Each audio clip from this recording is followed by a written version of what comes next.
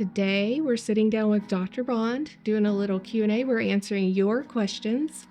So, Dr. Bond, what is some of your favorite procedures to perform?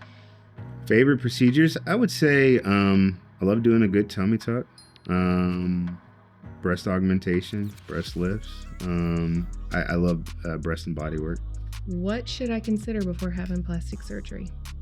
Man, that's a big question. Yeah. So ideally, the surgeon would be board certified, which, implies a lot of things. Number one, that they have good safety standards, that they are ethical in their billing, that their results are consistent and reasonable. And so, most importantly, that they're safe.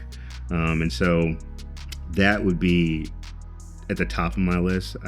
After that, I would say the surgeon's personality and whether or not you get along with them and whether or not you can communicate with them to express yourself so they can understand how to best deliver care to you. Yeah. Great. Yeah. What's the most rewarding part of being a plastic surgeon? The most rewarding part, I would say, is when you give someone back something that they had lost. That is very rewarding. Whether it's cosmetic surgery, whether it's reconstruction, when you give something back that someone thought that they couldn't have back, that is so rewarding. And everybody's high-fiving and grabbing tissues and all those things. That's why you do it. What's a lesser-known procedure that you think makes a really big difference? The first thing that comes to mind is Mohs reconstruction, which is like for cancer patients. So sometimes people have like cancers or something on their face, and you can do little creative flaps and things like that to reconstruct it. And you can take somebody who has something that's quite disfiguring and rearrange some of that tissue, and they can look great. And I think, in my experience, that has also been one of the more satisfying things to do, because people sometimes they have something that's very disfiguring and they're all worried about how they're going to look for the rest of their life and how they're going to look when they go to church or whatever it may be. And then, rearranging some tissue in ways that is creative and thoughtful to give them, a result that they can live with for the rest of their life and be happy with and be confident with, is something that, is the special part about plastic surgeries. What procedures do you perform most often? I would say breast augmentation, tummy tucks, breast reductions, lifts. What is one thing you wish patients knew before coming to see you for plastic surgery? Don't be nervous, and I'll listen to you. Good. What type of music do you like to play in the OR? Ooh, it depends on the crew. All right, so you gotta consider who's in the room. Okay, so if you have an anesthesia provider that doesn't like the loud stuff, then I'll put on like Earth, Wind and Fire or like Michael Jackson or something like that. If you have somebody who's down for a little bit more of a thump, so to speak, I'll put on Usher radio. Or, if I listen to rap, sometimes I'll listen to like a Tribe Called Quest, or I love Future or Drake, something like that. Mm-hmm. Awesome. Yeah. They're going to love you in the OR. Oh, yeah, man. Oh, yeah. What can patients expect during a consultation with you? In a consultation, the first thing I'm trying to achieve and understand is, what do you see in your mind? Plastic surgery is in some ways challenging because the patients have something in their head and they have, expectations and goals, and I have to understand that and then understand what can be done to achieve those things and meet in the middle. And so there's a lot of listening on my part. And then, once we do the exam and I listen, then we start talking about the different possibilities and the options. And then we kind of come to an agreement on what the next step should be. How do you help your patients set realistic expectations for surgery?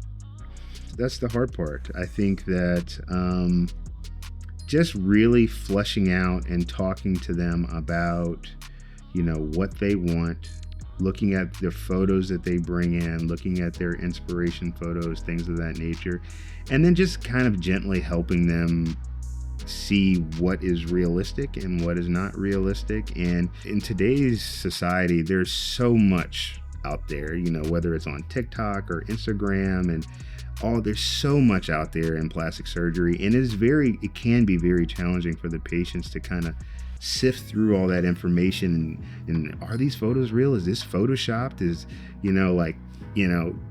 It's hard for them to figure that out. Just sitting down with them and explaining to them, what are they seeing? When they bring in an inspiration photo, like, what is this? And explaining to them, that there may be differences in patients, and understanding that, certain patients are not quite the same. And, if you, for instance, are looking for a mommy makeover and you're 52 years old and you want your breasts to look like they are someone who is 19 years old who had a primary augmentation, those are two very different, sets of people. And so then we start talking about, well, what can we expect from this group? What can we expect from that group? And just trying to, set, realistic expectations about, what can actually be achieved. What's the most rewarding part of your job? The first thing that comes to mind is coming home with my kids being excited to see me, honestly. But that's not really a part of my job. The most rewarding part of the job is, it's when the patients come back at that first post-op appointment, and